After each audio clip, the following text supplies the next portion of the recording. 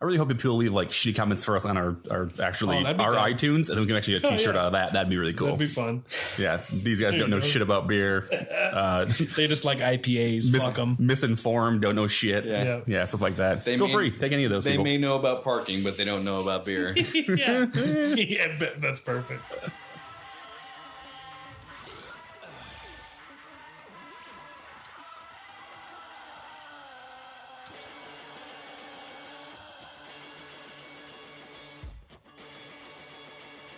Hey everybody, welcome to the Hoppy Craftsmen. I'm Chris. With me is Nate. What's up?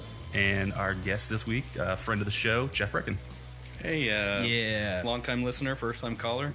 Glad to be here. Right? And even better, Jeff brought a beer for us this week.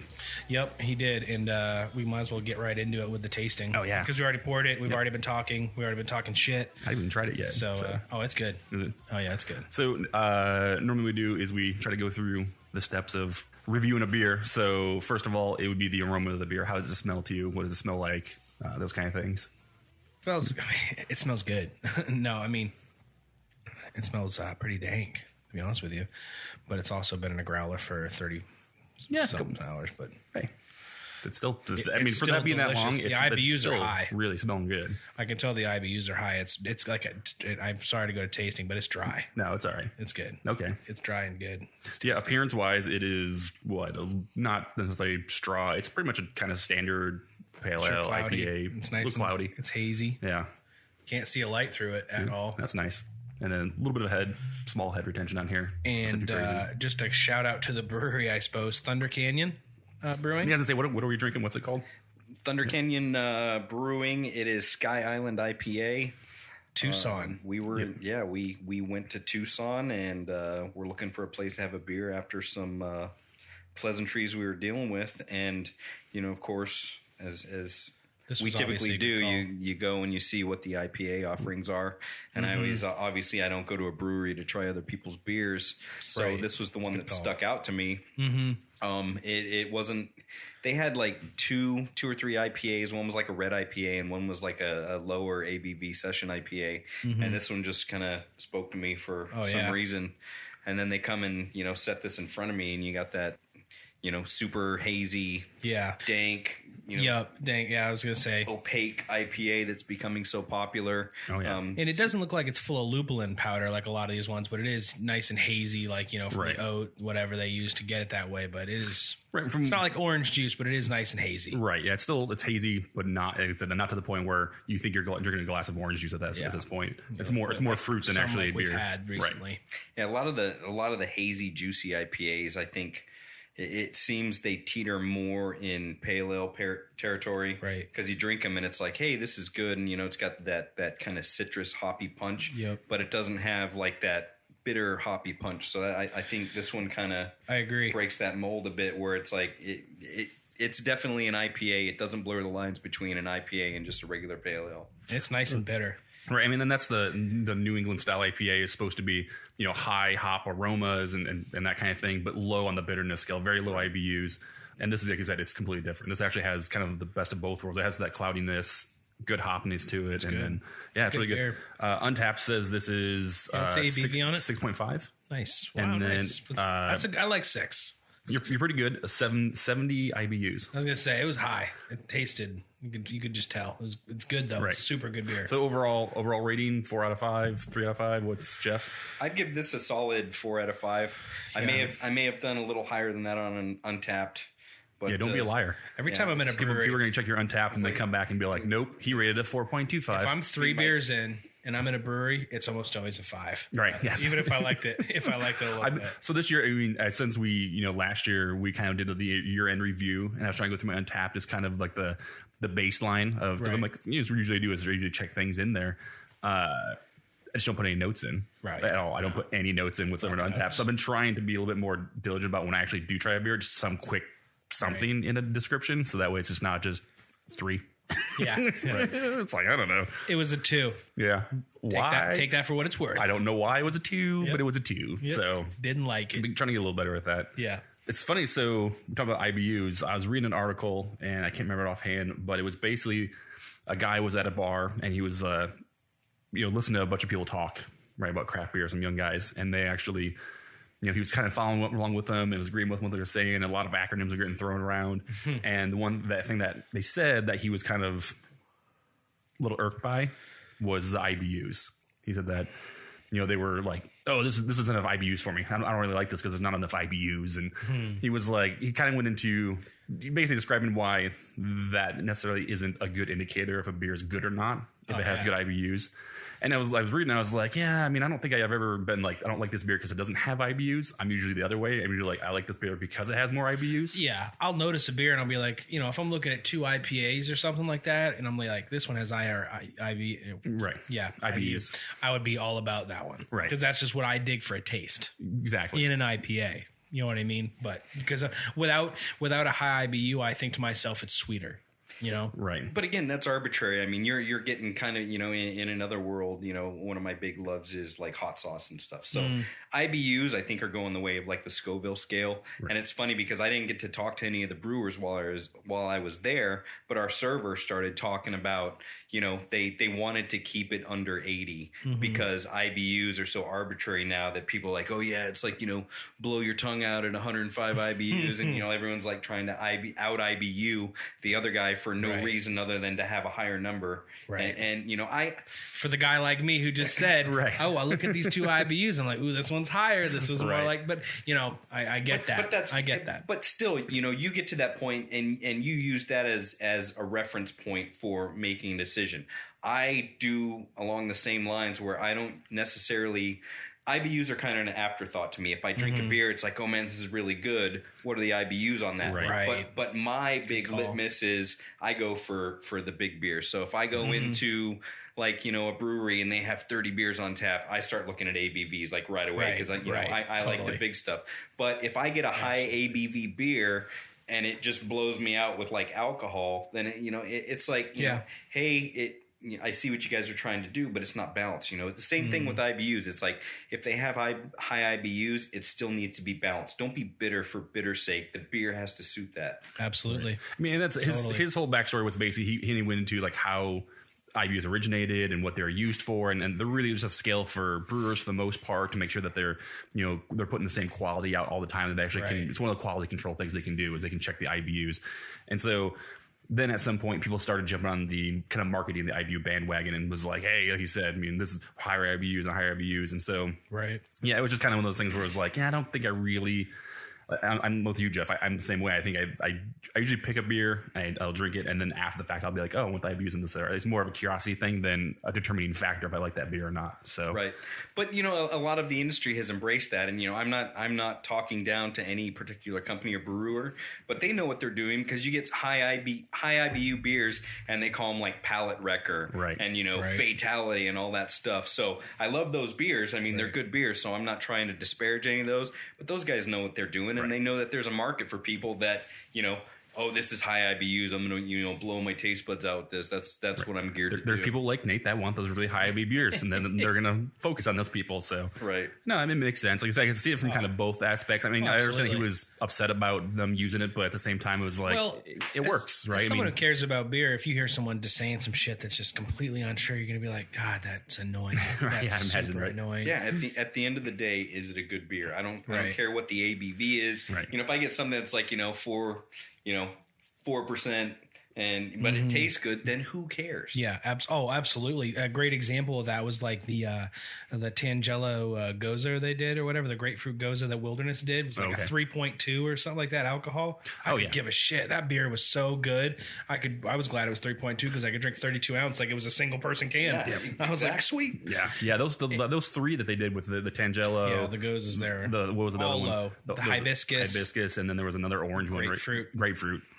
And if anybody from Wilderness ever actually listens to this show, if you could please make the You Bitter Recognize again. That was such a good bitter beer. Yeah. Now, but I believe they made that as an ESB. That's ESB, yeah. I believe they made it as that. Switching gears completely, it's from Goza to an ESB.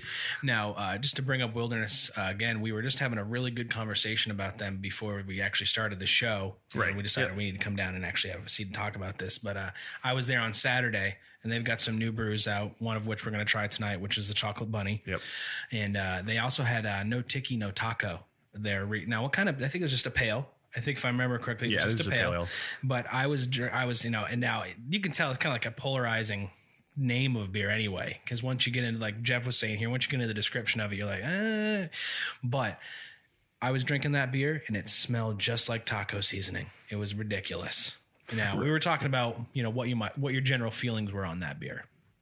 And you had it, right, Chris? No, I haven't had it, actually. I'm sorry. Right. I haven't had it. No, but Jeff has. I have not. No. Oh. And that's right. Okay, you haven't, but why? I'm the guy that goes into Wilderness and I see pretty much everything and I want to try it. And that was just one where it's like, I wonder what that is. And then you read the description and it's pretty much what you said. It's like it's taco seasoning and it's these things. So it's like, is it a beer? Is it a taco? And I mean, nothing against those guys. I love the Wilderness guys. But I have a lifelong aversion to the spice cumin. and the minute I read that was in there, it completely changed everything. Huh? Everything. I had no desire to try it, to smell it, to sample it, nothing. So I'll take your word for it. That's awesome. I totally agree. I love. I'm all about. Hey, if that's your taste, So 6.3 ABV, no IBUs, 3.48 rated on Untapped right now. So nothing too crazy high. I'm sure it's polarizing as a beer to taste, but like I said, get a bunch of spicy tacos going with that, or I was talking about cooking with it, like cooking up like a pork shoulder or something.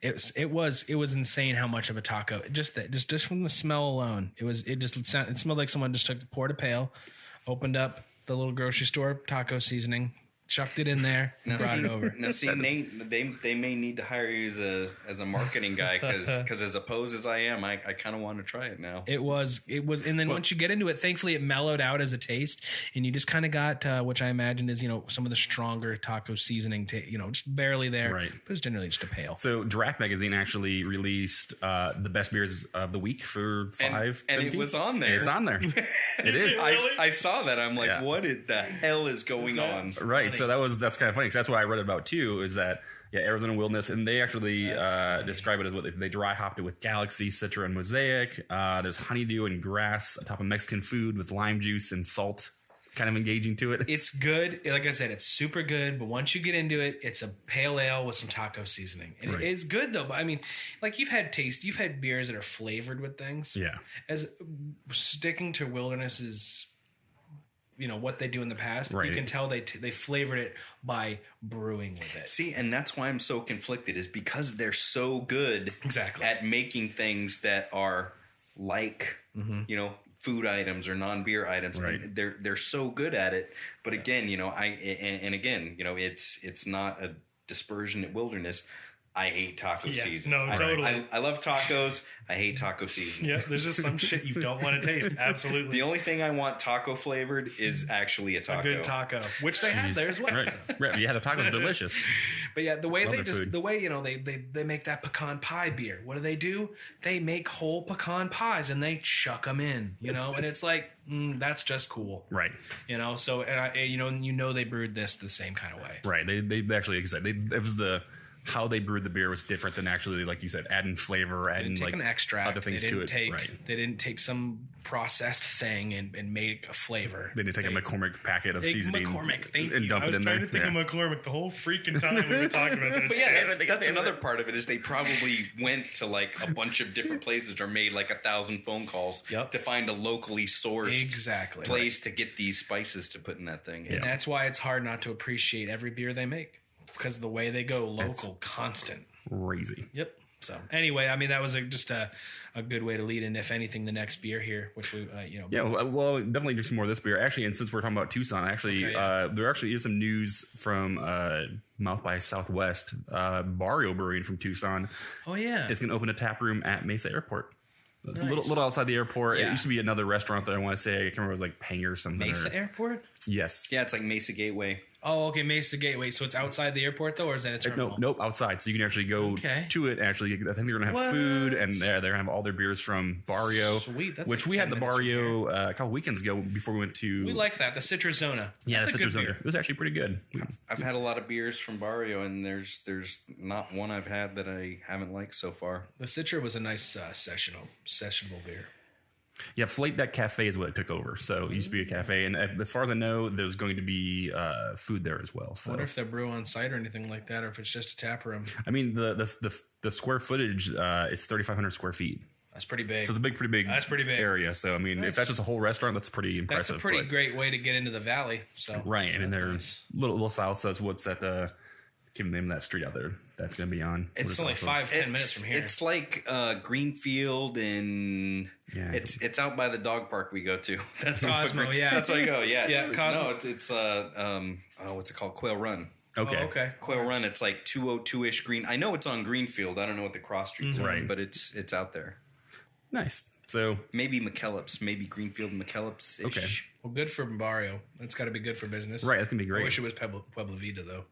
Yes, I wish it was fun too. If I could choose a brewery to put there from Tucson. Sauceman. It actually says Sauceman. That's a street you're on right now. Yep, Sauceman Road, straight off there. So very cool. Nice. So Barrio coming to the valley. That's kind of badass. So actually, being the someone who's like 5 minutes from there.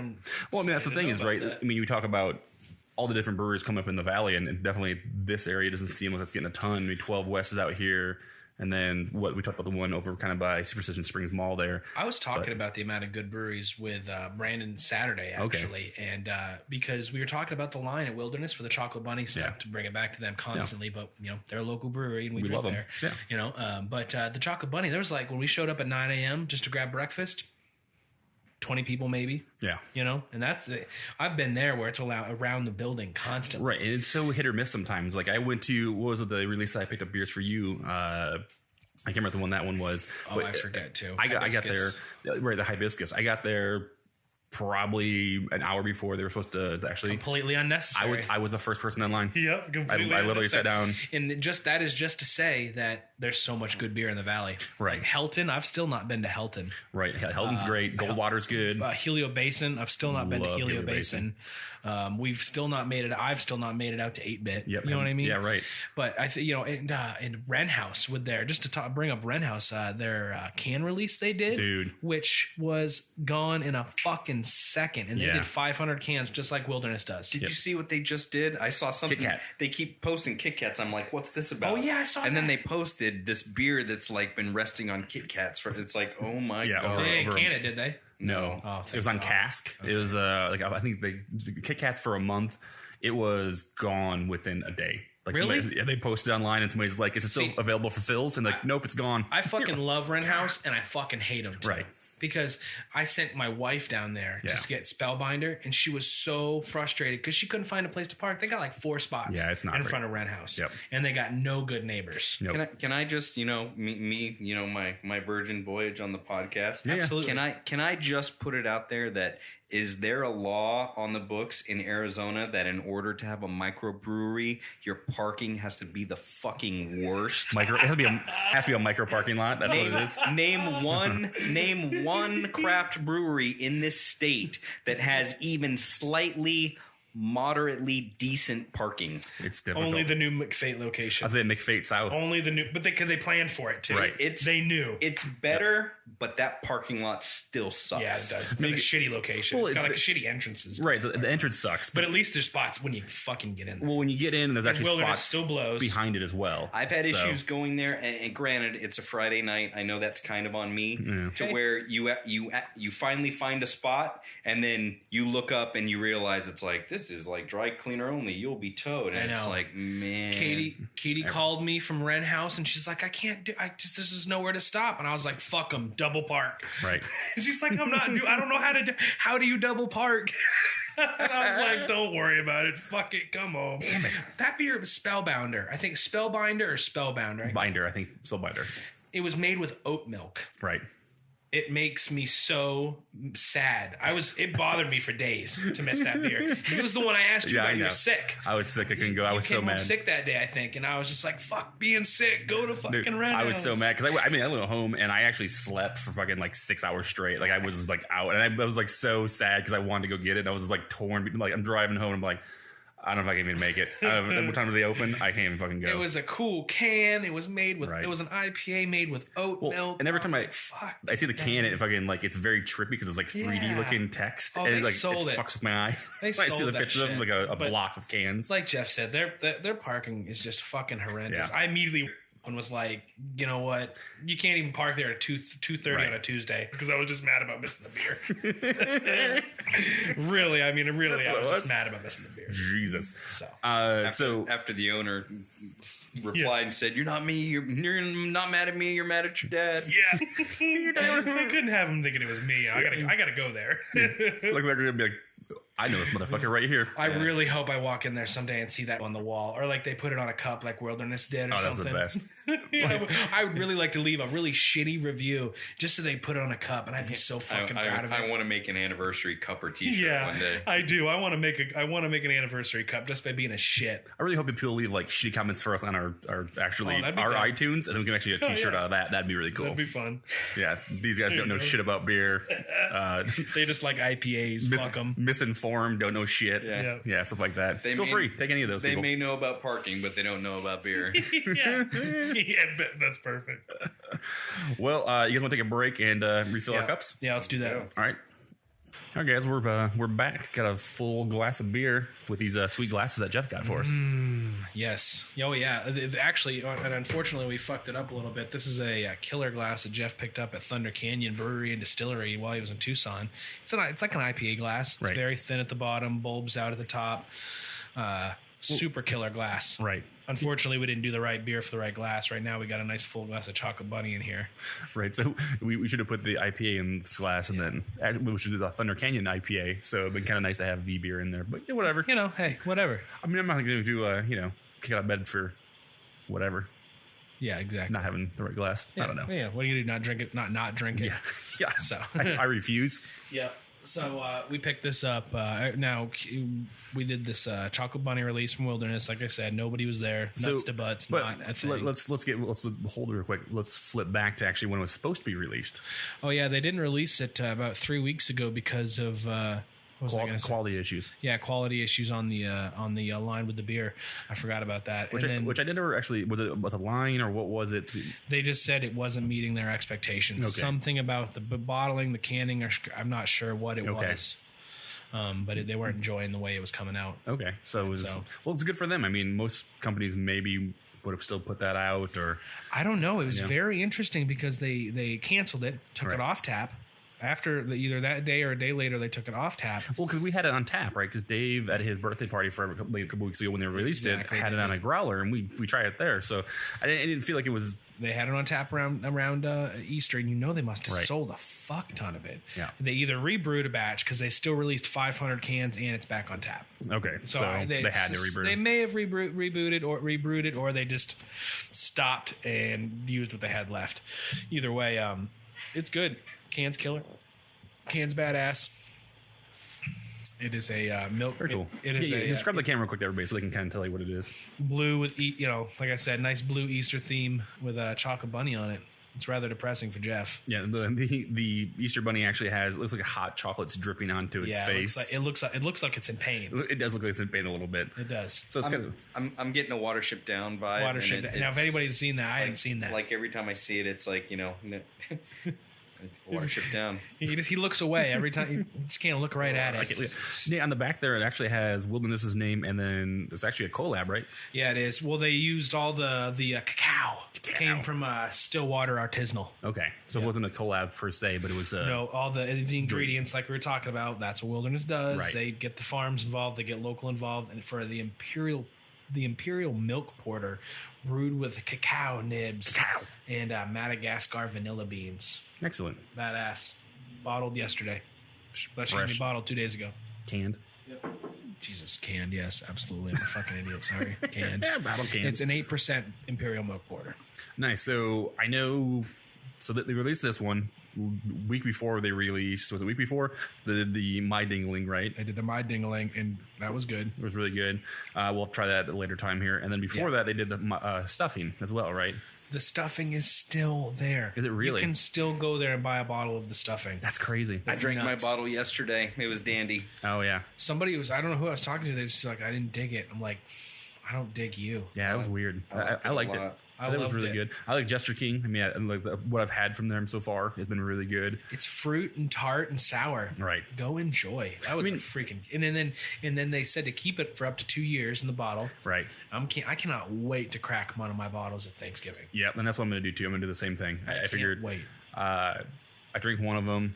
I'm going to get that turkey. I'm going to get that cranberry on my plate, and I'm going to open a bottle of that. Cannot wait. So in my normally... No, it's all right. My normal... Well, it's funny because my normal go-to for Thanksgiving is the autumn maple from the brewery. Right. And so this year I was like, ooh, now I got 2 go-tos. Yeah, that'll be a good one. Have to, right? That'll be a great dinner beer. Yeah. But yeah, so no, this was released released right around the time of that, or at least it was supposed to be originally released right around that, and then they moved it back. And they did a killer thing with the people who did show up early ass morning for this beer, even though it was only 2 people.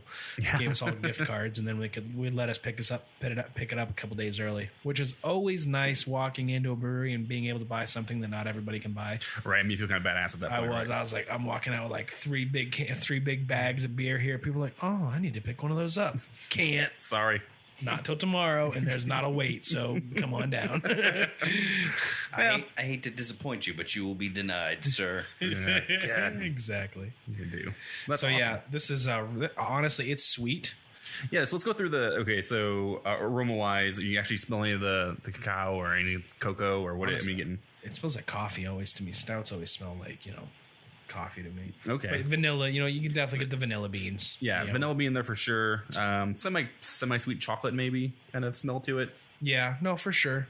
Yeah, not too much, But it is like, it's thick. I smell the chocolate and the alcohol. Okay. Yeah, booze, absolutely. Little boozy smell to it. Yeah, it's literally like smelling like That's true. It is an alcohol-filled chocolate bunny. That is absolutely true. It does smell boozy. Like when you get those little chocolates that have booze in them. Yeah. Mm-hmm. I mean, you definitely get that porter nose. Yeah. But you get that strong chocolate and kind of alcohol kick in the back. Oh, yeah, that's true. And then appearance-wise, very, very black, it's like motor oil. I'm trying to put it to a light. You can... It brightens up a little bit, but not too much. Yep. I mean, it's not super opaque there. Yeah, Jeff nailed it. It's totally boozy on the nose. Yeah, love it. And it's 8%, and it's nice boozy milk porter. It's an imperial. I love it. I think it's freaking awesome. Well, that's 2 more steps. So taste wise, it's okay. Just the smell alone, I love, Chris. Oh, okay. No, but taste wise, so tasting the same kind of things, you getting more flavors from it by tasting it. And what I really appreciate for my high ABV, but 8%, it doesn't taste super boozy. No, which is nice. That's what I like about Wilderness is a lot of their high ABV stuff. You would never guess it if they didn't post it like in your face. Yeah, you could drink stuff and be like, hey, yep, I feel a little cooler than I normally do, and then you look, it's like, holy cow, this is like 13. Mm-hmm. Yeah, there's no way I would say this is 8%. And I'm sure it's because they don't set out to make. Well, obviously, if you make an imperial, you've got you're looking at your bill of additives. Obviously, you're trying to make a high ABV beer, but it's not for the sake of just making it high alcohol. It flows well. Well, nice. I mean, I think it's just. I think stouts and porters, stouts for sure, kind of lend themselves to that higher ABV just in general. I mean, it's really easy to be able to get to that higher ABV on these style of beers. So, and again, it's great. This is flavor wise, milk. I had a little lactose kind of flavor to it. The booze is very well hidden. A little bit of chocolate to it. Some coffee after hints. This is gonna be great when it warms up. I'll tell you the truth. I want them to warm up a little bit. Yeah, you definitely. I mean, it is what it says. The chocolate is, up front and in your face, and the vanilla bean makes itself known. And yep, absolutely. Wilderness is one of those places where they name something one thing, and it's not like, well, yeah, I kind of get that. It's like, no, that's definitely a chocolate bunny. Yeah, which is great. Yeah, this is really good. I'm trying to pull up the stats on this. Yeah, 8.3. Again, no IBUs, 409 on Untapped, so still highly rated for them for sure. Oh yeah, I'm not surprised. I was surprised at how there was so few people there to pick it up, but it might have been because it was a re-release, possibly. Right. Well, I think people. I mean, you think people maybe would have been a little upset because it was not released the first. I mean, you said there wasn't that many people the first time. Yeah, right? There was nobody in line the first time. Fuck them. Yeah, people can't be. You know what? They could have released a beer that was flat and shitty by the time you got it home. They could have released a shitty beer. Right. And I kind of want to talk about like what you said. What was nice to They gave you gift cards. I was shocked. They allowed you to buy gift cards to actually, which was what. Well, on top of that, not to interrupt, but okay, so I showed up there with Brandon that morning. Right. They did. They released it. They came out and said they released it on Instagram and said, "Hey, we're not doing this." Yeah. We showed up at like 8:30. I mean, like not too long, but they weren't doing breakfast that morning, if I remember correctly. So it was still 11 o'clock release, and they showed up about 9:30, and they came out and said, "No, we're not doing it." They let us in to the tap room early, like 2 hours early. Okay. They gave me a 32 ounce free glass. They didn't charge me for the glass. They just charged me for the beer. Right. 32 ounce fill of the chocolate bunny. I mean, they took care of anybody who was there. They filled the chocolate bunny though? They filled it right then and there. Okay. All the seats were up. I mean, they were obviously just making do with what they could because they knew it was it was unfortunate for everybody involved. Right. But they gave me a free 32 ounce growler. Like I said, glass. Paid for the beer. But that was awesome. I was pumped with that. Right. I mean, and they charged us for a can. I mean, it's $12. So they took care of us, and then like I said, they let us get the cans up to the 6. They let us get gift cards up to the 6 can limit price. Right. Went in there on Friday night, paid my cans, said thank you very much. I mean, that's the thing. I mean, that was awesome. They did not need to do that. Exactly, and that's what I'm saying is that when you see customer service like that, you actually have to kind of like call it out because that's to do that. That's pretty amazing that they did that stuff for you. So no, they did it well. And I was talking to the lady afterward, and they when I went in for the My Dingling because I knew it was going to be gone. Right. They said we're holding 100 cans back for gift card holders, and you can still pick your cans up today. Oh, beautiful! If you had a gift card holder. So I mean, it's way over the top. Do you think at some point that they're going to go to kind of what these other breweries are doing with the brown paper tickets? Like, you know, it's something they might do, so people can actually just because I wish for Wilderness, but I wish for some places. Right. I mean, well, as much as that kind of sucked for you guys to have to like go there and you couldn't get your beer, but you were able to pick it up at a different time and it was convenient to you. It's funny you mentioned that. We were talking about that over breakfast on Saturday. I was like, man, it would be great if places like Monkish went to like brown paper tickets or something like that. Right. Because they only release they announce their releases 2 hours ahead of time. You're not driving to California 2 hours and making a Monkish release, so that'd be killer. That's what I'm saying. So is that? I mean, do you see more people trying to do that, or is that something? Not really. Not especially with their lines now. There's no need for it. Right. No, their lines are dead. Well, but I mean, do you think that they could get a beer release? Could get more beers released, more people because of that, right? Because it's this you can come at your own time kind of thing. Because not everybody can come at a Saturday morning at 9 a.m. or 7 a.m. And maybe they have been to some of the releases where the line's been around the block and they don't want to do that, right? I mean, Jeff, we talked about before. You'll never stand in line for a beer, right? Well, it depends on the beer. Some people really just won't. Typically, I mean, every part of my body is opposed to standing in line. Like, would I go and wait in like a 20, 30-minute line for like a release at Wilderness? Right. Sure. Should I had to have? Absolutely, I would. But like, camping out. But I mean, let me temper that with, I'm not a camp out for Black Friday or Star Wars theater, movie tickets or anything. As much as I love beer, I mean, I love beer. Right. But to me, in my 47 years on this planet, I've never had a beer that was so much better than another one that I thought it was worth like several hours of my life to get. Right. Oh, yeah.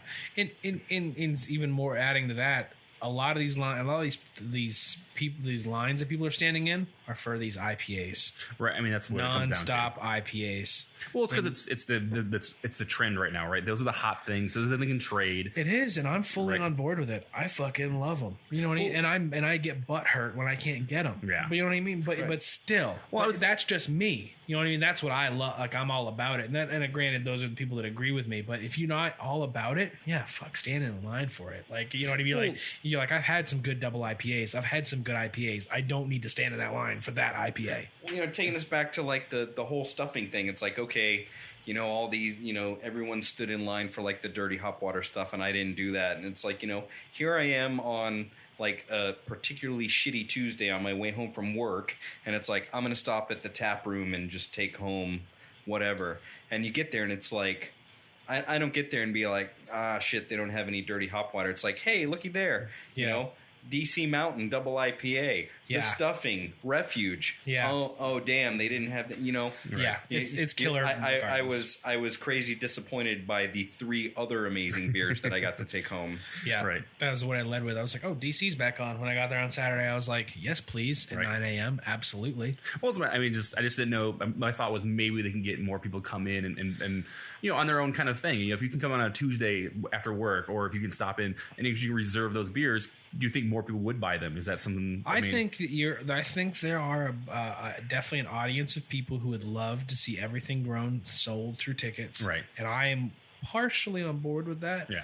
But sometimes you just got to get there, and that's not what these stores want. Like they just want people in the seats. Right. And they want to, places that I think we've seen some failed round ticket sales for massive beers.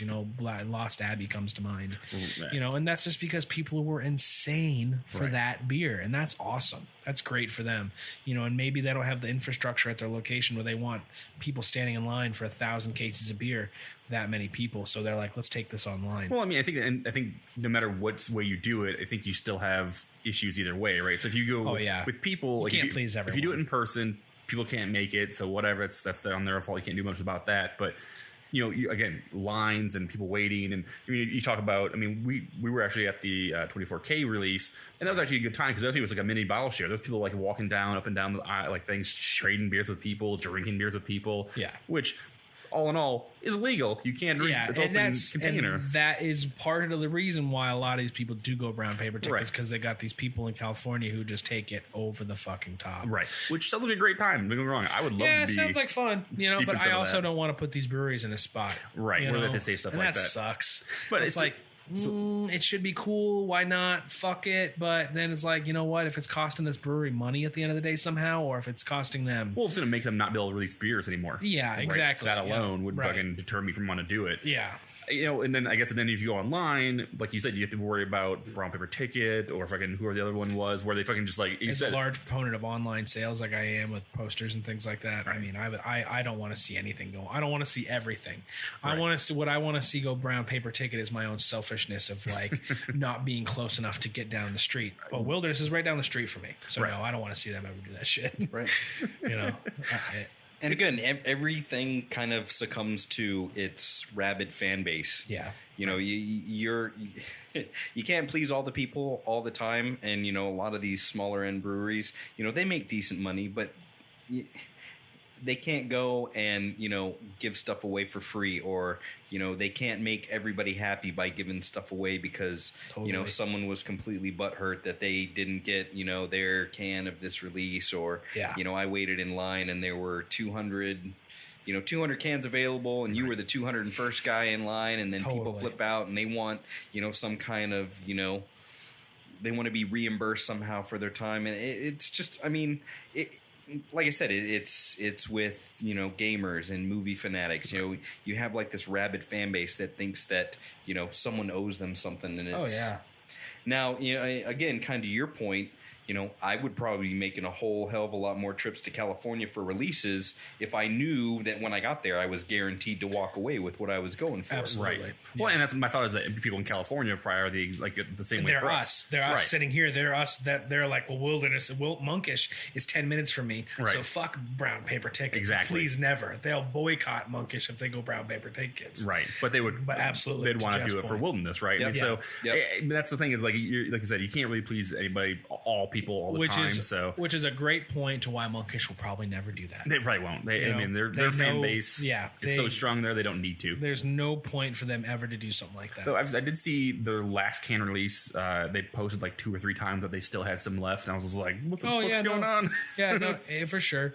What was that? What's up? Pliny the Younger. Yeah. You remember the release stuff that came out when Pliny the Younger was coming out? They were like, be prepared to wait 8 hours. It's it's every single time they release. Yeah. It's and you always wait. Like I always, you don't even have to look for it because you always know. You find out it's coming out, and it's a certainty. It's like I'm going to wake up in the morning, I'm going to go online, I'm going to check my normal beer news, and there's going to be the ubiquitous video of someone driving. They post on YouTube of them driving, filming the line, waiting for Younger, and it's like it's the most ridiculous thing you've ever seen. I'll drink that beer someday, but I won't stand in that fucking line for it. Nah. Not worth it. No way. And again, how good is it going to be? How good is that going? You're absolutely right. Even if it's the most amazing thing, the skies aren't going to open up and a rainbow or like heaven's beer is going to rain down on your crotch and it's going to be the most amazing thing you've ever experienced in your life. I will say this: Russian River has a lot of good beers. Exactly. Let's put it this way: totally. It's no unicorn frappuccino. I know that. Totally. But seriously, look at just using Pliny for an example. When my dad picked me up a case of that and I finally had it, I was like, "Fuck, that is good. That is a good beer." But come on, I mean, it wasn't anything where you would. There's you no weren't way. going to be standing in line for 8 hours for that. I love Pliny as much as the next guy. I appreciate when people give it to me. I appreciate when I'm able to have it. But again, I would not go to crazy, outstanding, immeasurable lengths to drink that beer. It's been a year and a half since I had it. I'm not driving 14 hours to fucking I would Santa go to Rosa. Russian River any other time of the year and drink fucking one of the other hundreds of fucking great beers they have, right? Oh, I'd like to go to Russian River the day after Pliny's on tap. Right. You know what I mean? Like the day they blow the tap, the day after is when I'd like to go to ghost Russian. town in there. Yeah, because everybody's fucking fuck going. that. I'd rather drink every other beer they had on tap. Yeah. I'm sure Younger is wonderful, and someday we'll have it. But here's another perspective of all of those hundreds, thousands, however many people that come to that line. How many of those people are craft beer lovers who are getting it for their passion? I bet you 80% of that line, delving into the 80-20 rule. Yeah. 80% of those people are buying it to unload it on eBay or make bank off of it. Yeah. Oh yeah. The beer trading of that shit is probably insane. It's probably crazy. You probably go on to. I wish I traded with that guy. I feel like I never trade with anybody who has anything decent. Like, you know what I mean? Like I see all these people trading with like Treehouse and Trillium beers. I need to get me a trade partner like that. East Coast, man. Anybody listen from the East Coast? Let us know. We'll do some trading. I need to hit my uncle up. He's only 4 hours. God, yeah, make that guy go work. He'd do it. Do some work for us. But yeah, no, honestly, it's silly. Yeah. When you get to certain releases, and it's silly. Granted, one day I think Monkish announced one release like a day early. Someday we'll be available. And Someday we'll be available. We talked about it. You saw it, and we're like, fuck that. 2 of us, 4 hours there, 4 hours back, set. But that's what you do that's a weird thing you should do for beer sometimes. Like I was gonna say, I was just gonna to put a period on the situation, but that one beer Monkish did where they had the hops all smashed up in lines like Coke. Oh yeah, I was like, I wish I was free. God damn, that looks good. So yeah. I forget what got us here, but beer releases. We are low, man. So let's take another break, get some more beer, refresh, and come back. Sounds good. All right, guys, we're back again. New beer, new topics. What do we got this time? We do. It is the blueberry muffin from our friend in the Pacific Northwest. Right. Now, is this actually brewed by Great Notion Brewing? It is. All right. I need you the can there. Blueberry muffin. Now, this is a sour? Yes. From our friend, Mr. Matt Smith. Thanks, sir. Again. What's his Instagram? Buying Northwest. Buying Northwest. Go check out our buddy Matt Smith at Buying Northwest. If you're looking for a house in Oregon, he's your dude. He is your dude. He is your dude, and he likes beer. What's better than having a real estate agent? Real estate agent. That's what those that will buy you a beer and drink beer with you, and good beer. Yeah, he won't just get you a shitty beer. He'll get you a good beer. So get you a house. Fix your computer, buy you a beer. He's the man. So yeah, Great Notion Brewing. Didn't they have another beer that blew my hair back recently? Yeah, we had the return. I'm sorry, the Return to Innocence. That beer was nuts good. Yeah, that was really good. I remember I accosted you for the can because how much I liked it. I was like, "Give me that can." Right. So I'm keeping this one. So yeah, you're welcome. This one. Man, it's crazy how blueberry this can is. How blueberry the smell is on this. Yeah, I mean, what's there to say about everything in this beer? The nose. Like I said, it literally smells like the Hostess blueberry muffins you get at the gas station. I was just gonna say, imagine ripping open a Hostess blueberry of those little mini muffins and just smelling that and just popping a few in those, and then that's the aroma. Yes, that's the aroma of this beer settled with just. Yeah. With just the hint of that sour, you can just tell you're about to dive into a sour, which is great. And then, clarity wise, I mean, it's very light. It looks like a golden sour. Yep. It's not quite clear. It's cloudy for sure. You can't see a finger through it in the light. It's just yellow orange. It's so good. Yeah, very, very, very light. I mean, not necessarily. What a brilliant beer style to make a blueberry kind of thing in, though. You know, right? I mean, that's the thing is that we talked about this before it's the most a few times. Blueberry style I've ever had. Right. We start going to like fruit type beers and stuff, and you get weary. You're right. But I think a sour beer for the most part is kind of a beer that no matter what, don't get too crazy. Excuse me. Is that good? Huh? Yeah. It's just one of those beers that it lends itself to being.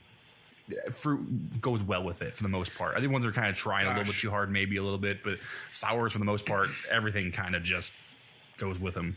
I've always been kind of an anti-fruit beer guy. I mean, this goes well back into like the cranberry lambics that they did, the cherry wheat. You know, it's like from a very young like craft beer dawning, I never had a fruit beer that I really liked. Absolutely. And then I kind of attached to one where back when I don't know if you guys remember Uptown Brewery, where Streets of New York out here, they had their own brewery. It was over off of like McClintock and Southern. I remember the name. They had a blueberry ale, which I mean, it was just kind of like an amber with blueberry, right? And it was. It captured me because I'm like a big like everything blueberry or banana flavored I like freak out about. So I saw this blueberry beer and I got it half expecting it for it to be horrible and like all my other fruit beer forays. Yeah. And it was not. It had like this kind of tart sourness. And this is, we're talking like, late 90s here before sour beers were even really a thing. Way ahead of themselves. And it just had like this really tart blueberry-ish flavor.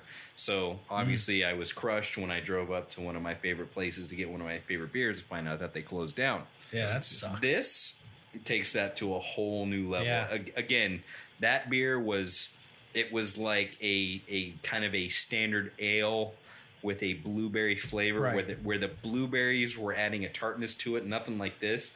This is straight up, I mean, it's a blueberry muffin in a fucking beer. Yeah, no, absolutely. Yeah, absolutely. This fucking beer, like you said, definitely a golden ale. Could you imagine having a big old slice of blueberry pie right now? Oh my god! Could you just imagine it? I'd like some with ice cream, some vanilla bean ice cream. This would be great. Yes, right. It'd be awesome. This beer is parable as fuck. It's a dessert beer for sure, right? I mean, it is a dessert beer. Well, I mean, it lends itself as being, but I mean, I'd drink this. I mean, super refreshing, right? It is. But that's the thing. It's got a nice bite. It's very, very drinkable. It's not cloying. It's not sweet. It's not syrupy and disgusting. It's a 5%. You could get lost in this beer all day. Absolutely, it is really good, man. I love these golden sours that get aged on different fruits because that's obviously what they started with here was probably as a golden sour as a base, and then they aged it from there. But yeah, this is a phenomenal. Again, like how they got this flavor, like the flavor profile of this is insane. I don't know how they did it. I would love to sit by and watch them brew this beer. Yeah, I'm sure there's a ton of people would love to know how they brewed this beer. Honestly, and I'm not sure if I just feel like it'd have a different color if it was aged on blueberries. Right. I mean, if it was a lot of blueberries in here, it would be. I feel like it'd be a different color. Yeah, when you poured this, I was really expecting like a kind of like bluish, grayish, purplish kind of. Funky, like non-natural looking thing to come out of there, but it was absolutely not. I mean, like you said, this looks like a golden sour ale. I really expected to be if they took a golden sour and they aged it on blueberries, I'd expect it to look different. But this has got a. It's almost like orange. It's almost a little darker than golden at this point. Like I said, it's not as clear. It's not a clear beer. Right. And what they do is just regularly, they brew like a golden sour, and then they literally dump like a million freaking Hostess mini muffins into it and straighten it out. Oh, I'm sold, man. Right? I'm freaking sold on that. That sounds awesome. Man, that's probably, think about it. Homebrew. You know what I mean? Oh, yeah. Homebrew. Next homebrew we do. Yeah. Did you know today's Homebrew Day? National Homebrew Day. So, congratulations to everybody who's May 7th? brewing some beer at home. But yeah, no, man, freaking good beer. From honestly, I can't wait to go to Great Notion someday because I'm going to go in there and I'm going to try and find the worst beer on their menu and I'm going to try that first because everything else I've had from them has been freaking awesome. I'm going there this August. Dude, this would be the first stop for me is Great Notion. Well, Great Notion, Cascade, Hair of the Dog. I mean, we've talked about this many times. There's so many breweries in the Portland area that if you could throw a stone and hit them, it's amazing. Absolutely. But let me ask you, this blueberry muffin can, when did Matt send you this? It's about 3 weeks ago. 3 weeks ago. Easily 3 weeks ago at this point. And this beer tastes fresh as shit. Oh, yeah, it's still honestly, really good. It's still real fresh as hell. Honestly. So they're evidently canning probably close up to beyond with Wilderness is how they do it. Because, yeah, I would imagine. I see a crowler, I cringe. Right. I do. Well, I mean, you know what? So it's funny. I actually got squealers of Wilderness's My Dingling. And right.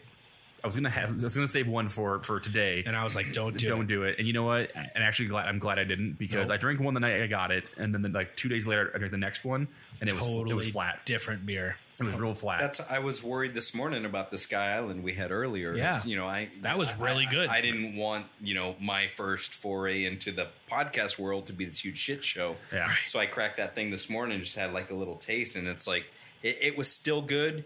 But it's still, I don't want to say drastically different, but that beer is, I'm sure, is much different from the beer that I had in Tucson at the brewery. They get a little grassier. They get a little. It just that IPA like sour bitterness had a lot more bite than it had at the brewery. But honestly, sometimes when I drink a beer out of a growler, I think about what its potential probably was at the time, and I'm like, oh man, this is so good. Even though when I'm drinking, you know what I mean? Like, man, I bet this was freaking the tops off.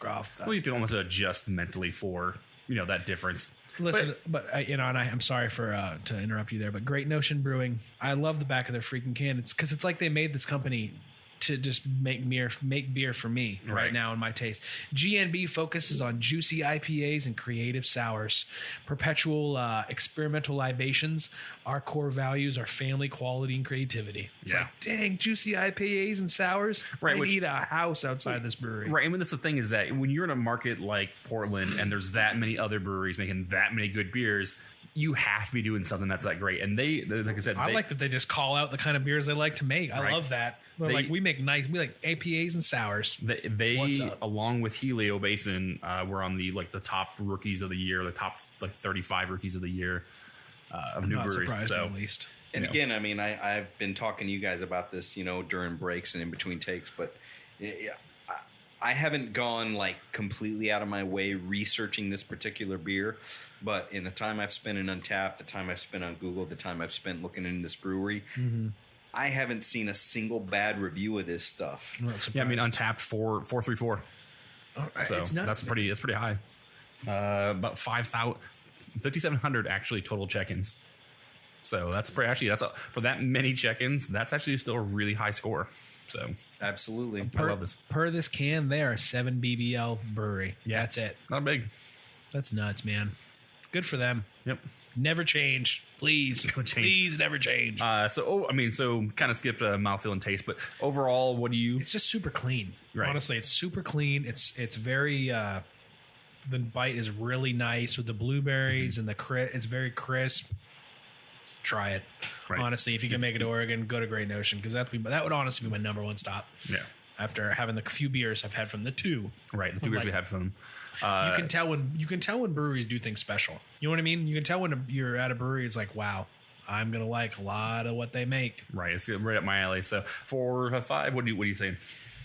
Yeah, I'm a super huge fanboy now at this point of Great. After my second beer, I'm like, everything's a 5. But no, it's a great sour. It's a little blueberry, but you know what?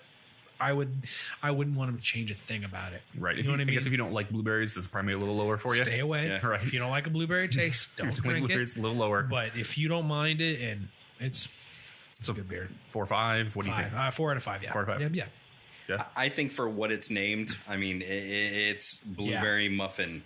I mean, this is going on the name and the description, it's a blueberry muffin sour. If we're going Great American Beer Festival to like measuring like in the style of beer, it's true. It's a 5. It's a 5 out of 5. This is out of the park. I could tell. I was like, yeah. And the one thing that I other than how perfectly it tastes like a blueberry muffin is the carbonation in this is perfect.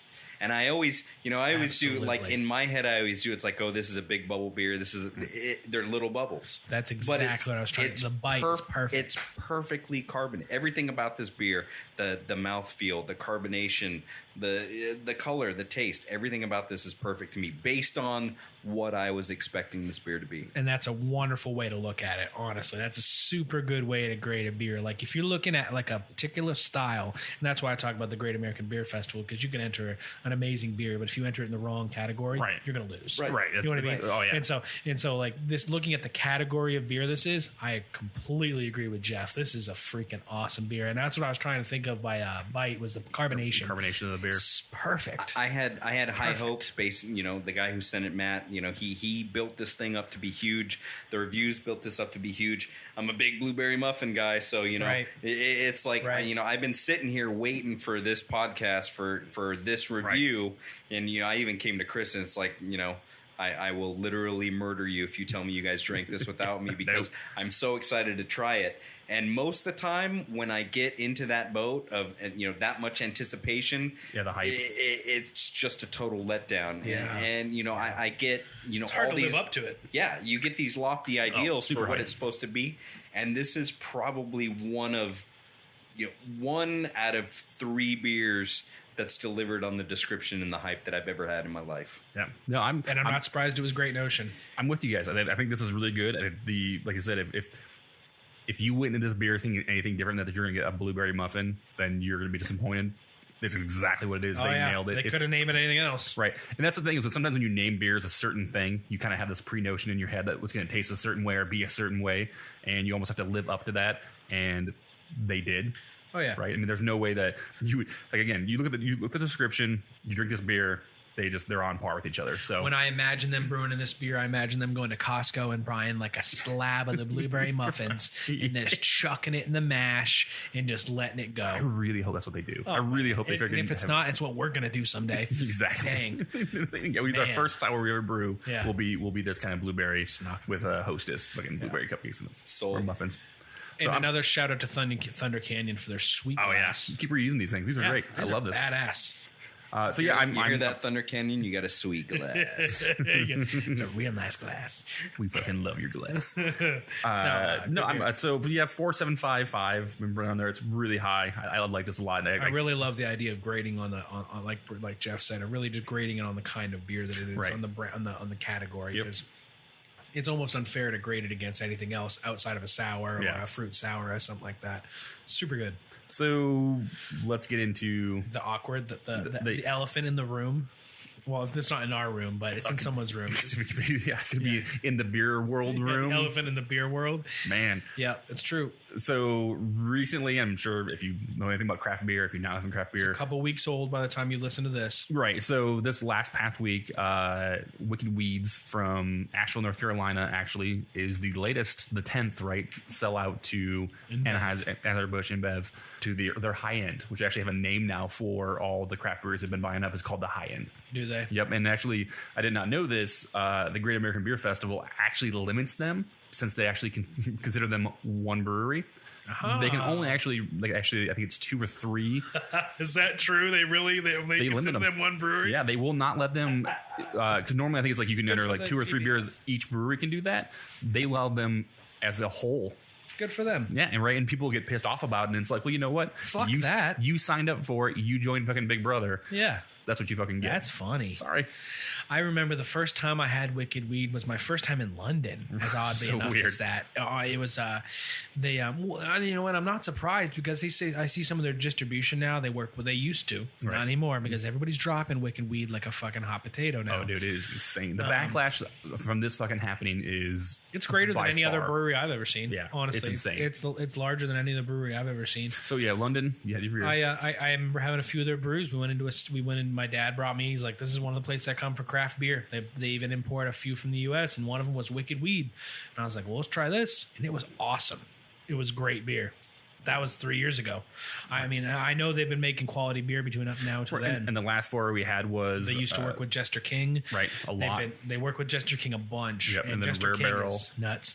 Yeah. We got the Pernicious. That's right. The Rare Barrel has said they're done with Wicked Weed now. Right. Wilderness made an article. Dude, Wilderness made an article, and we can kind of go into that. The owner of Wilderness it made one. We can get into that in a few, but yeah. There's the backlash is insane. So they actually are going to be doing their. I was going to say, didn't they have their own brew? They have their own brew competition. Yes, thank you. So what they do is they actually have a Funkatorium, which they basically wanted new breweries to come and bring sour beers, upcoming kind of like breweries of like the 40 breweries. I'm sorry. 40 breweries are pulling out the Funkatorium right now. It was 28 2 days ago. Right. That was another 12 on top of that. It's nuts. Right. So the other day I saw it was 29. It was 20. And now it's actually, I just pulled up the article. It says 40 breweries are pulling out at this point. And that sucks for Wicked Weed because the people at Wicked Weed didn't approve this sale. Well, there's one guy, one or two people at Wicked Weed said, yep, this is a good idea. There's lots of bad things about this because technically this Funkatorium, all the money went to a charity. Yeah. And that's a huge, that sucks because that charity didn't do anything and they still, they kind of, I'm sure they probably budget for some of these things and that's really blows that they're not going to get some of this stuff. And also for some of these fan bases for people back east that can't get, Almanac beers or Arizona Wilderness beers, right? They were coming to this festival to be able to try some of those beers and now they're the losers, right? Which it comes down to. It's true. So, that sucks, but if I'm a brewery and my core value is like in the back of that Great Notion can, some of our core values are this, and it doesn't, Anheuser-Busch doesn't meet that. Yeah, that's fucking. I'm sorry. That sucks. I can't get your beer, but I respect you more. Yeah, right. I'm indifferent at this point because I hadn't been a big fan of Wicked Weed. You know what I mean? I hadn't had a lot of their brews, but I think it's interesting that a lot of breweries really care. Obviously, these were guys that were important to the brewery, to the craft brew industry. They were probably the biggest or most well-known and well-liked brewery from Asheville, North Carolina. Like you said, you look at this list of people. it's Almanac, it's friggin' Arizona Wilderness, Allagash, Avery, Beechwood Barbecue, friggin' Beechwood pulled out. Cascade, friggin'. It's just Funkworks, Green Bench.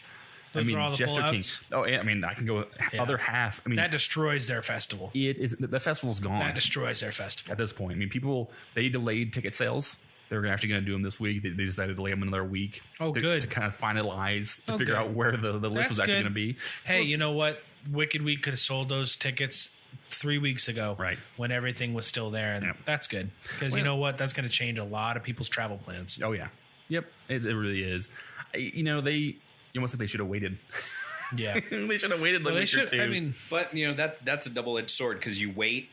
And this isn't an overnight development, so you wait, you sell tickets, and then the people who bought tickets are like, hey, you sons of bitches, I'm sure you knew about this, and blah blah blah, and you sell out. And that was the rightest thing they could have done. Right. If they were going to sell out to InBev was to wait to sell the tickets because they knew it was going to be a problem. Yeah, like they said, this isn't something that developed over the last few weeks. Nope. Or months. This is something in development for quite a while. Yeah, it's weird. Again, we've talked about there's buyouts for other. Four Peaks locally and then other places. Yeah. And this is probably, like I said, this has been the one that I've seen the most backlash for. Think of it. I'm sure. I can't. I'm sorry to interrupt. No. I can't speak for Asheville, North Carolina residents, but I think if Wilderness sold out tomorrow, oh my god, I'd be pretty hurt. Oh, it'd be insane. And I'm sure just as I've never been to Four Peaks 3 or 4 years ago after they wronged me in a different way, I'm sure I wouldn't be back to them either. Right. And, and I'm sure I'd be pretty freaking upset about it too. I'd be pretty butthurt about it. Yeah. Yeah, it really does. So I imagine it's a lot like that for those people.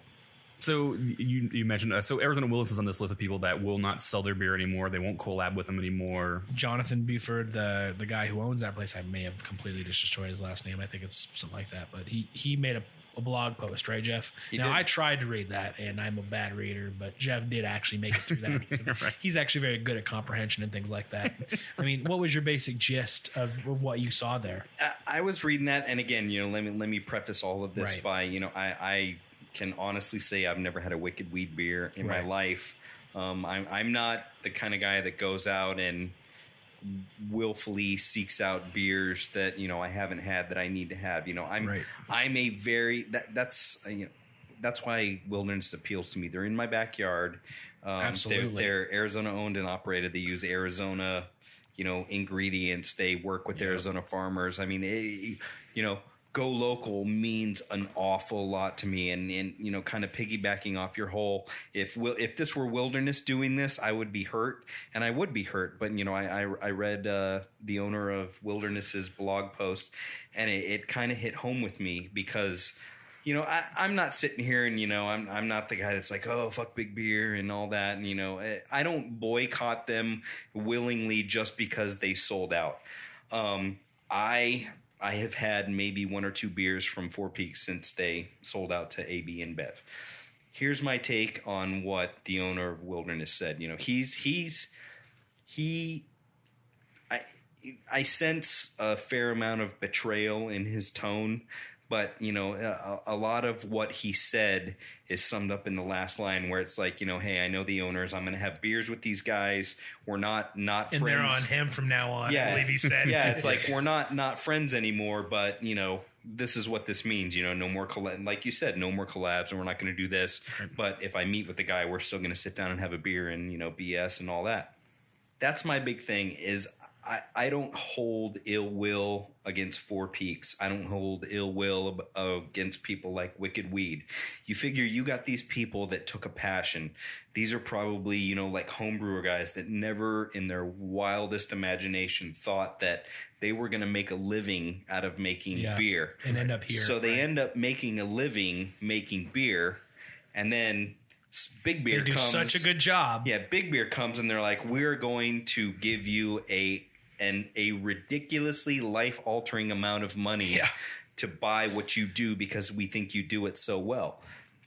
Anybody put in that situation is not going to say, no, I'm a local guy. I do it. Are there probably guys out there that are like, no, I have my integrity. But absolutely. But you know what? In the case of Four Peaks, $400 million is an awful lot of money to turn down. On. Well, but I mean, here, especially with what Four Peaks is doing. I mean, they're a college town brewery. That's perfect for them.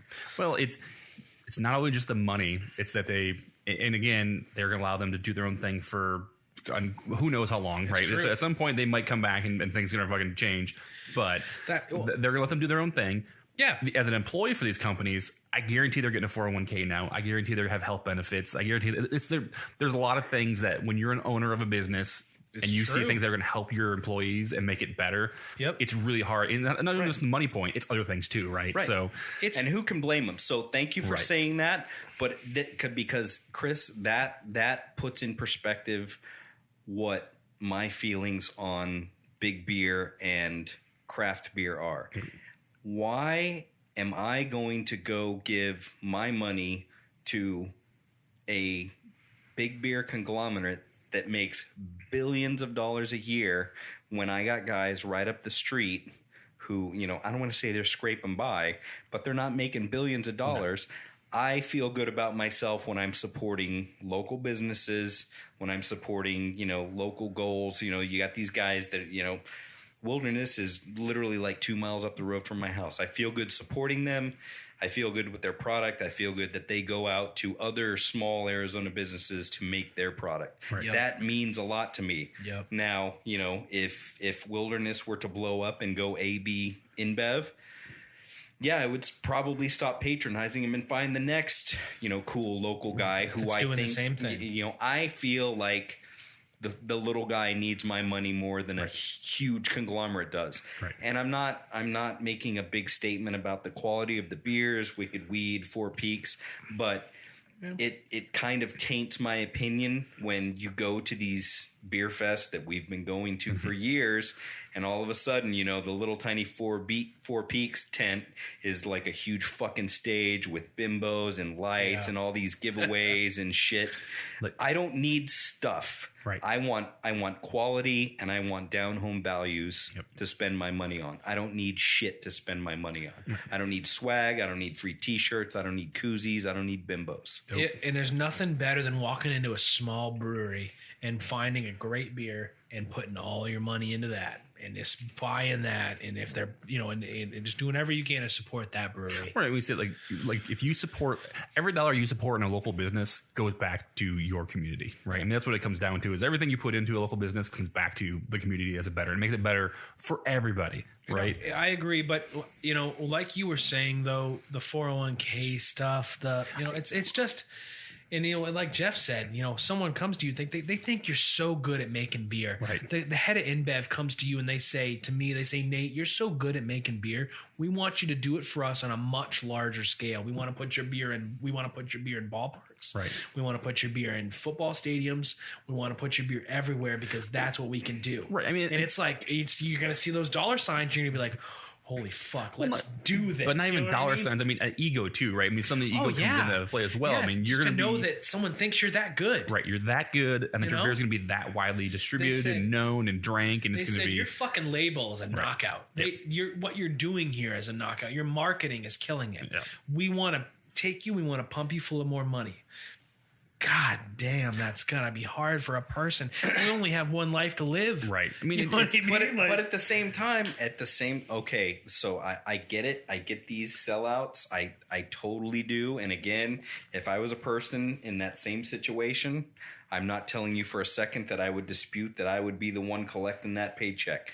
But at the same time, you got Big Beer coming in, and Big Beer is all about their bottom line. So they're going to streamline, they're going to make profits. Exactly. And part of all the things that you sent, you know, you're looking about all these sellouts. Right. And you know, everyone says, oh, well, the quality of the beer doesn't change. Well, I dispute that because I can't remember what brewery it was, but one of the guys was talking that one of these places made like some crazy like cucumber goes or whatever. And the first thing that AB InBev did was you're not using real cucumbers, you're switching to extracts because real cucumbers are too. Right. And right there, you're damaging the integrity of that beer. And again, we're talking peanuts and it's not that big of a deal. Oof. But at the same time, when you take a recipe that you've been making that people have loved and you change it by using an artificial ingredient over a natural ingredient, those are the kind of things that matter to me. That's what InBev doesn't get. People notice fucking immediately when you start taking that extract and putting that shit in that beer.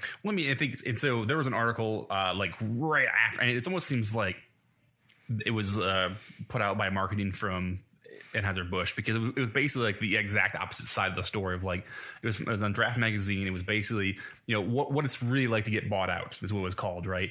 And in that article, the first thing is the brewer that was talking to him didn't even want to be like talked about because he didn't want the backlash, and he knows that.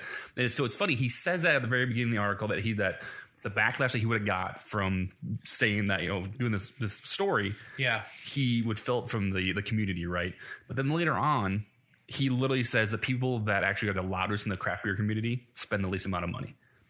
So you can't have it both ways, right? So is he upset that, you know, he didn't want to be named because he'd get this backlash because they'd lose money, right? That's why you wouldn't want to be named. Oh yeah. Or is it because they don't spend enough money? Absolutely. Right. So you can't have it both ways. So some of this article is very, when you read through it, it's very tainted. It's very one-sided. And some of the things he says, it does make some sense, but other things you're like, hey, you could do that. And I can't remember who put it out. It was a California brewery. It's gonna drive me crazy now. Lagunitas? No, not Lagunitas. Sorry. That's a whole nother. Yeah, they're fucked. No. So, but there was actually he actually put out a thing basically talking about there was he was basically referring to another article where he would go through and they were like, oh, they let me here again, like, make this space and they actually bought all this equipment for that I'd never be able to get and blah, blah, blah. And he was like, that's bullshit. I fucking know a lot of people that have a smaller space than they do and they have all this equipment. It doesn't take that much. Yeah. And basically bashing all these points that the person had. And I think this article bashing the points that they had of being in positive of it in buyout. Exactly. Okay. And so I think this article is almost the exact same kind of vein of it. It seems like somebody Buford broke that down expertly in his little blog post because he said the same thing. It's like, being bought out affords me all these different things in a larger scale. And Buford was kind of like, that's why we have like big lines of credit and all that. Right. They plan for the future and, no one wants to be in debt, but, debt's the American way. So is it better to be in debt? Or is it better to sell your soul, or the soul of your company to a mega conglomerate that basically at the end of the day has they just need to see green sole decision on what you're doing. It's like, hey dude, F yourself. I made this with real cucumbers, and they're like, "Are you in the red? Yeah. Are you in the red or are you in the black? Right. That's what it is. Honestly, and it comes and that's my point to all this is that in this article he talks about it. He says that there's a lot of things that Anheuser doesn't know. Right, as a company buying craft like beer like places up or breweries up, there's a lot of things they still don't know, and there's a lot of things they don't know about the brewery they just bought too, which makes that's an awful point to point out that they don't even know anything about the brewery before they buy that brewery. You'd like to think they do, but they don't. But really, and we've kind of touched on it. Jeff touched on it. You touched on it a little bit. These guys, they buy the breweries, and Wicked Weed. Today, as of today, Wicked Weed has a massive influx of money. Right. But as of today, they're still probably the same brewery they were a month ago. Right. And next month, they may be the same. In a year from now, they may be the same. Yep.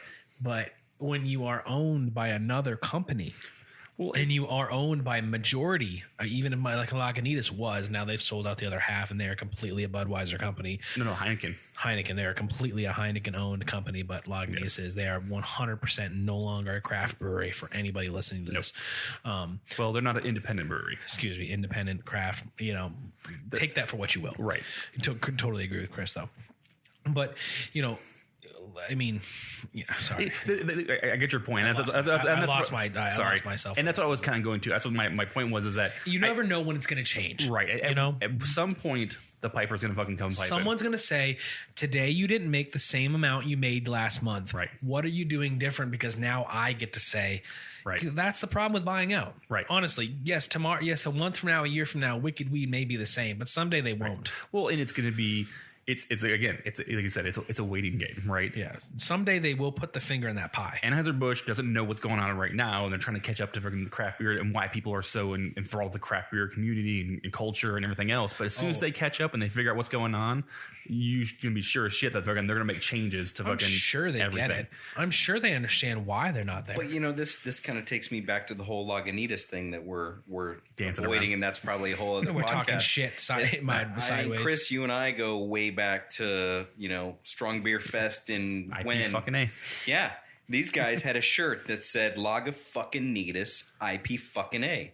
Yep. When do you think you'll ever see that again? Never. And again, I think Lagunitas from where we started knowing them and drinking their beers to where they are now, there's been a decline. And I think there'll be a further decline. I mean, look at Brown Sugar. Right. These guys allegedly lost the recipe to that, and so now they have, this is what we think it is. Yeah. Okay, so basically you just put out to the entire beer community that you don't keep good records, there's no organization. Right. I mean, good beer, I just had a bunch of Lagunitas IPA at my niece's wedding last weekend. It's good. But again, knowing that they're like big beer now, there is nothing keeping me to going to them as a go-to brand anymore. Oh yeah, well, it's a matter of selection. If I'm at a ballpark and I see Budweiser, Michelob, Lagunitas, and I have to have a beer, right, I'm gonna have a Lagunitas. Yep. Just because I know it at least will be flavored. It's gonna be a craft beer, right? Yeah, it'll be a flavor for what I want, possibly. Right. But no, absolutely not past that. Well, and that's so as far as Lagunitas goes, and we said this about another brewery. It was at the Oak Creek, right? I think Oak Creek, and then what you said, Jeff, it's almost like a time capsule. It's a very good snapshot of a time in craft beer history. It was amazing for that time. And they kind of did what the Four Peaks did. They just didn't change. They made something really good. And they stuck with it. And you're I bet they're still making it. They probably are. And then people love it. It's still good. It's really good. But again, it's still good. They didn't innovate. They didn't change. They didn't create. I haven't seen a lot come out of. I mean, the Waldo was the last thing that came out of them. That was actually a different beer. That was different from whatever they did. But it's again. There's tons. Have you guys stacked up for pumpkin porter in the last 2 years? No, not in the last 2 years. They probably got me. Remember when that was a big Phoenix event? Right, it was huge. Yeah, no, it not was, anymore. and it was hard to get originally. Now you just get pallets of it everywhere. It was a pain in the butt to get originally. Yep. And I will say, I will still have a pumpkin porter. It's still good, right? I think last time that's the only beer I think I drink from Four Peaks anymore. Yeah, honestly, it's the pumpkin porter because it's still pumpkin-y, and I still think there's better stuff out there. Oh, there is, guaranteed. Dude, I was so upset 100%. That Epic didn't release their fermentation representation this year. Like I didn't see it anywhere. I was so mad because that for me. That's 1,000 times better than freaking Four Peaks. Or I can't believe they're not making new beers. Uinta's Pumpkin Jacked. That one's really good too. That stuff's amazing. Yeah. Oh, the Crooked friggin' Tree. Is it Crooked Tree? What was it? Crooked Stave? Crooked Stave. Or what about Avery's Pumpkin? The Rumpkin and friggin' Pumpkin, all that stuff. I mean, like I said, there's always, for every big beer buyout, there's going to be some little guy that comes in and fills that gap. Well, and that's my another thing too is that there are at this point the diversity of choices we have is way greater than we've ever had, and so for a company like this that sucks, it's awful. But you know what? There's 1,000 more that are going to come out. So and they'll keep coming. Yep. And they'll keep coming. I'm always going to support the little guy. Yep. And it's not because I think the big guy sucks. It's not because I think the big guy is sapping the quality out of it. It's because I feel I'm better suited. I feel better about myself supporting the little guy. No, I'm with you. So it's honestly, I know I can tell we're wrapping up here, but yet I just completely agree. It's one of those things that it's hard to rip on. Really hard. If the owner of Wicked Weed was sitting here and he had however many employees he has and however many bills he had, it'd be hard to be like, well, you're a fucking sellout, dude. Right. I mean, you couldn't say it to him because I bet he could lay out about 5 different reasons for you for it was the way to go. And you couldn't look him in the eye and tell him you would be different if you were in his spot. 100%. Right. So I mean, couldn't agree more. And like I said, I think Jonathan said it the best. It's like we're not going to do business with you, and it doesn't meet our core values. I'll still have a beer with you and you're going to buy it. So exactly. We're drinking beers, but you're buying from now on because you got the money. Exactly. So, no, it's the way to be. So before we go, I want actually to touch on our beer with Historic that we brewed. I think we came up with a date for the first weekend in July. June. Excuse me. First weekend June. Weekend in June. So June 3rd, the beer should be released. It's going to be released at... mark that on your calendar there, Jeff. You were part of that. Oh, I'm there. Yeah, come on up. So, but June 3rd, it's going to be released at Historic, the brewery itself, the tasting room downtown in Flagstaff, and actually I want to say their other remote location, which I want to say is Wickenburg. Yes, it is. It's Wickenburg. Something like that. It is. It's Wickenburg. So all 3 locations should have a W something. Yeah, I remember the sorry, Will. Sorry, Historic. Sorry, Historic. We love you still. Yeah. But so it's going to be all 3 there. June 3rd, it's going to be on tap. It's only going to be at those places. I actually don't think they're going to let us do growler fills of it. So I wouldn't be surprised. It's not a very large system. Right. So. It's only a 3-barrel and it's going to cost 3 different places. So we're going to go up there and get drunk on the Hoppy Craftsmen brew. We are. So if anybody is in the area on June 3rd, come up, have a beer with us. Celebrate. We can actually talk more about fucking this, Wicked Weeds fucking buyout. We can talk about fucking another craft beer. We can talk about beer, period. I will talk to you about beer for 30 minutes, complete stranger. So yeah. Right, talk about beer over a beer. Yeah, about beer. Contemplating the next beer. Yeah, no, Jeff, thanks big time for being on the show. Thanks for having me, guys. Yeah, thank you so much. We need to repeat this. Where can everybody find us? Instagram, Hoppy Craftsmen at Hoppy Craftsmen. Right, so drop the Craftsmen. I have Craftsmen. Twitter, we're on there as well. Yep. Facebook, pretty much all the social media sites. And actually, we're on YouTube as well. Ooh, YouTube. So you want to watch some YouTube? Nice. We are hopefully in the works of maybe doing some video, actually live podcasting or video podcasting for everybody. So, but either way, thanks for listening. If you want to actually drop us a line, email us at hoppycraftsmen@gmail.com. And then if you have a second, please go to iTunes and rate this give us a review or rate us. Yep, good or bad. Good or bad. We like both. Right. So that way we can like both. We can make t-shirts later out of the bad ones, and then so we can actually see what we're doing. Yeah, we probably shouldn't lay that one out there, but either way, no, good or bad. Thanks a lot, guys. So thanks for coming, Jeff. And as always, no, like I said, big time. Thanks for having Jeff on this week. I'm Nate. I'm Chris. I had a blast. Thanks, guys. This is Jeff. Thanks, buddy. Attack, attack, attack,